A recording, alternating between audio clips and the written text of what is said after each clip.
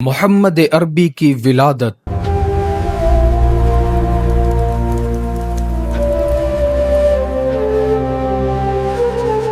حضرت ابن عباس کہتے ہیں حضور نبی اکرم اس دنیا میں تشریف لائے تو آپ کی آنول نال کٹی ہوئی تھی۔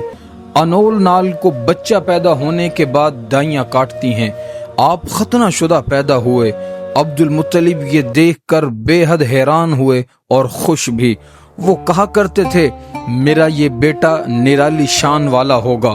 آپ کی پیدائش سے پہلے مکہ کے لوگ خشک سالی اور قحط کا شکار تھے، لیکن جو ہی آپ کی دنیا میں تشریف لانے کا وقت قریب آیا، بارشیں شروع ہو گئیں، خشک سالی دور ہو گئی، درخت ہرے بھرے ہو گئے اور پھلوں سے لد گئے، زمین پر سبزہ ہی سبزہ نظر آنے لگا۔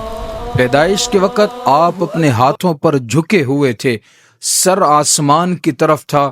ایک روایات کے الفاظ یہ ہیں کہ گھٹنوں کے بل جھکے ہوئے تھے، مطلب یہ کہ سجدے کی سی حالت میں تھے۔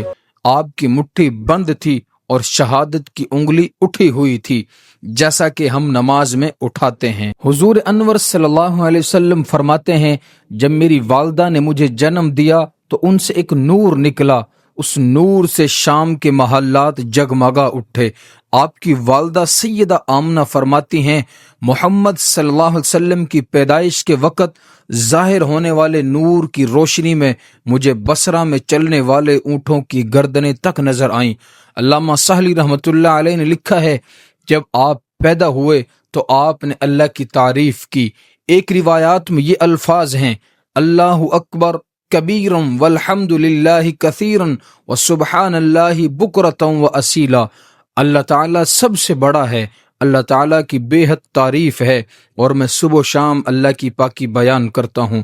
آپ کی ولادت کس دن ہوئی اس بات پر سب کا اتفاق ہے کہ وہ پیر کا دن تھا۔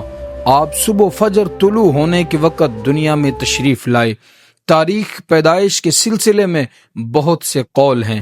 ایک روایات کے مطابق 12 ربیع الاول کو پیدا ہوئے، ایک روایات 8 ربیع الاول کی ہے، ایک روایات 2 ربیع الاول کو پیدا ہوئے۔ اس سلسلے میں اور بھی بہت سی روایات ہیں۔ زیادہ تر مورخین کا خیال یہ ہے کہ آپ 8 ربیع الاول کو پیدا ہوئے، اس دنیا کے اندر تشریف لائے۔ تقویم کا طریقہ کے حساب سے جب تاریخ نکالی گئی تو 9 ربیع الاول نکلی۔ مطلب یہ کہ اس بارے میں بالکل صحیح بات کسی کو معلوم نہیں۔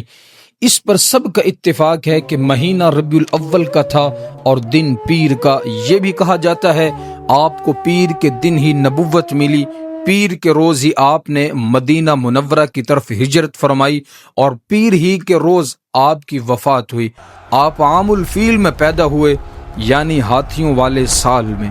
اس سال کو ہاتھیوں والا سال اسی لیے کہا جاتا ہے کہ ابرہا نے ہاتھیوں کے ساتھ مکہ مکرمہ پر چڑھائی کی تھی۔ اس واقعہ کے کچھ ہی دن بعد ہوئی تھی۔ واقعہ کچھ اس طرح کہ ابرہا یمن کا عیسائی حاکم تھا۔ حج کے دنوں میں اس نے دیکھا کہ لوگ بیت اللہ کا حج کرنے جاتے ہیں۔ اس نے اپنے لوگوں سے پوچھا یہ لوگ کہاں جاتے ہیں؟ اسے جواب ملا بیت اللہ کا حج کرنے کے لیے جاتے ہیں۔ بیت اللہ کا حج کرنے کے لیے وہ لوگ مکہ جاتے ہیں۔ اس نے پوچھا بیت اللہ کس چیز کا بنا ہوا ہے؟ اسے بتایا گیا پتھروں کا ہے۔ اس نے پوچھا اس کا لباس کیا؟ بتایا گیا ہمارے ہاں سے جو دھاری دار کپڑا جاتا ہے اسے اس کی پوشاک تیار ہوتی ہے۔ ابرہا عیسائی تھا۔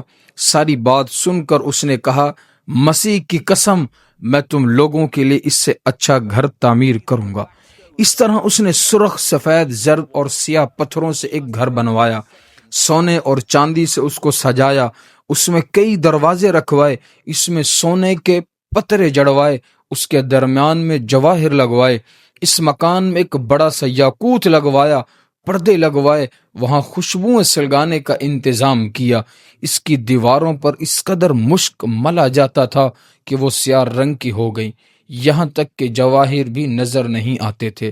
پھر لوگوں سے کہا جاتا اب تمہیں بیت اللہ کا حج کرنے کے لیے مکہ جانے کی ضرورت نہیں رہی، میں نے یہی تمہارے لیے بیت اللہ بنوا دیا ہے، لہٰذا اب تم اس کا طواف کرو۔ اس طرح کچھ قبائل کئی سال تک اس کا حج کرتے رہے، اس میں اعتکاف کرتے رہے، حج والے مناسک بھی یہیں ادا کرتے رہے۔ عرب کے ایک شخص نفیل خشمی سے یہ بات برداشت نہ ہو سکی۔ وہ اس مصنوعی خانہ کعبہ کے خلاف دل ہی دل میں کڑتا رہا۔ آخر اس نے دل میں ٹھان لی کہ وہ ابرہا کی اس عمارت کو گندا کر کے چھوڑے گا۔ پھر ایک رات اس نے چوری چھپے بہت سی گندگی اس میں ڈال دی۔ ابرہا کو معلوم ہوا تو سخت غضبناک ہوا، کہنے لگا یہ کارروائی کسی عرب نے اپنے کعبہ کے لیے کی ہے، میں اسے ڈھا دوں گا، اس کا ایک ایک پتھر توڑ دوں گا۔ اس نے شام اور حبشہ کو یہ تفصیلات لکھ دی۔ اسے درخواست کی کہ وہ اپنا ہاتھی بھیج دیں۔ اس ہاتھی کا نام محمود تھا۔ یہ اس قدر بڑا تھا کہ اتنا بڑا ہاتھی روئے زمین پر دیکھنے میں نہیں آیا۔ جب ہاتھی اس کے پاس پہنچ گیا تو وہ اپنی فوج لے کر نکلا اور مکہ کا رخ کیا۔ یہ لشکر جب مکہ کے قرب و جوار میں پہنچا تو ابرہا نے فوج کو حکم دیا۔ اس کے حکم پر فوجیوں نے جانور پکڑ لیے، ان میں عبد المطلب کے اونٹ بھی تھے۔ نفیل بھی اس لشکر میں ابرہا کے ساتھ موجود تھا اور یہ عبد المطلب کا دوست تھا۔ عبد المطلب اس سے ملے، اونٹوں کے سلسلے میں بات کی۔ نفیل نے ابرہا سے کہا قریش کا سردار عبد المطلب ملنا چاہتا ہے۔ یہ شخص تمام عرب کا سردار ہے، شرف اور بزرگی اسے حاصل ہے، لوگوں میں اس کا بہت بڑا اثر ہے، لوگوں کو اچھے اچھے گھوڑے دیتا ہے، انہیں عطیات دیتا ہے، کھانا کھلاتا ہے، کہ گویا عبد المطلب کا تعارف تھا۔ ابرہا نے انہیں ملاقات کے لیے بلا لیا۔ ابرہا نے ان سے پوچھا بتائیے آپ کیا چاہتے ہیں؟ انہوں نے جواب دیا میں چاہتا ہوں میرے اونٹ مجھے واپس مل جائیں۔ کہ یہ بات سن کر ابرہا بہت حیران ہوا۔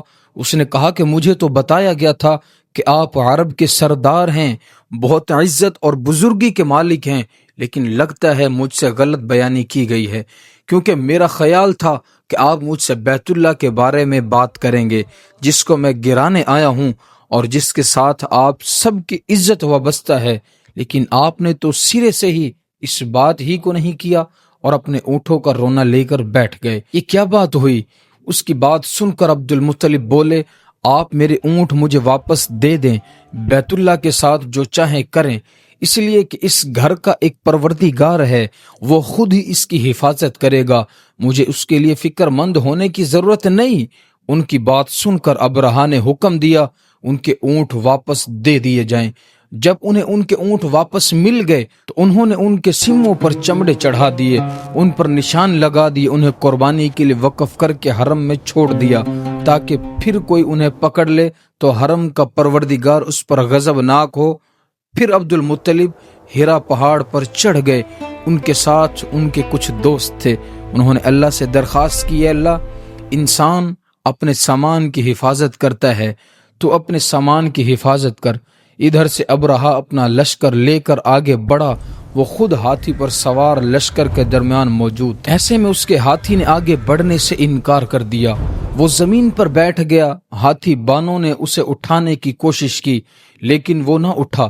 انہوں نے اس کے سر پر ضربیں لگائیں، آنکھ چبھوئے مگر وہ کھڑا نہ ہوا۔